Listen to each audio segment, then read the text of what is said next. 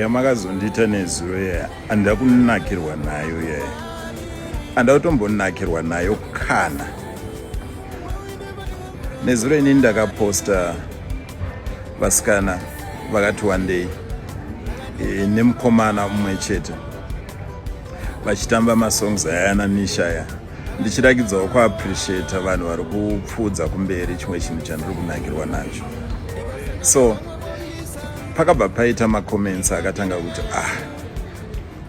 mukuru ari kudya. Pane musikana anga aripo, so anga akati Simbei mbichana achirakidza kuva zvinhu zvamunofarira zvai.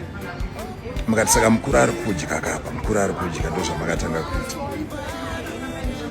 And handakufara nazvo because it's not all of you, of course, kuvashoma venyu, but onaika imi munei muchingoreflecta zvinhu zviri pamwoyo penyu.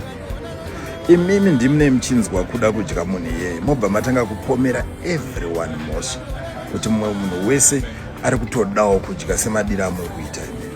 Muri kuzvinzwisisa? Inini I know my wife.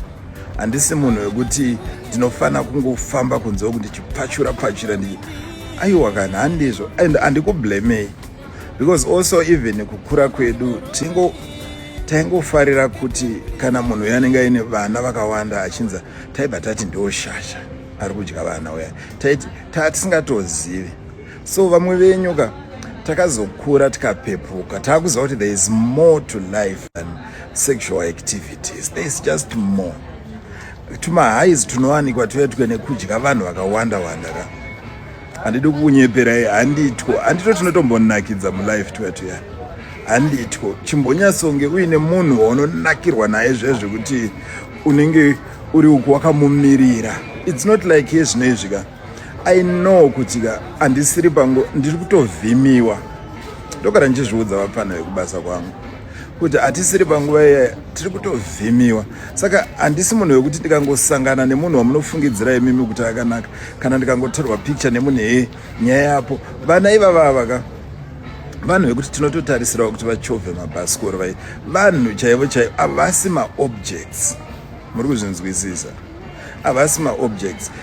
Vatorei zvamunoda but muri kurasika. Mukavatora nomumwe mutoo muchatozoona kuti vari very useful kune dzimwe nzvimbo dzakawandisa kupfuura dzekungokamburana. Mwari vakuitirai zvakanaka. Ndiri kwandiri maita basa.